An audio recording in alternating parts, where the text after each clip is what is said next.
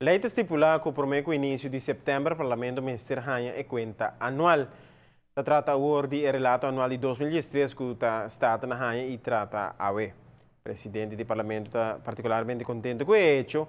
e está dando a impressão com o tratamento de conta anual pendente está andando. Um instrumento importante para o controle do pressuposto.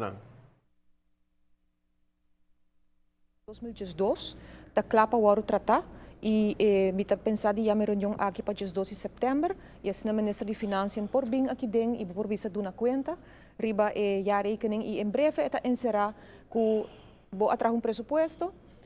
tá sina com o presupuesto aqui ora vai trazer está plano uma ideia desejo e vou bisa depois vou controlar que como executar o desejo na aqui quanto ela custa e nós do parlamento ora controlar se verdade para gastar o que a visa que você vai gastar e se vai surpassar ou não e para Kiko e tudo isso aqui também vai tratar para o que está em 2012 dia 12 de setembro próximo. Isso de 2012, isso de 2013 que vai entregar na tempo, mas como está a o que nós também encaminhar para assim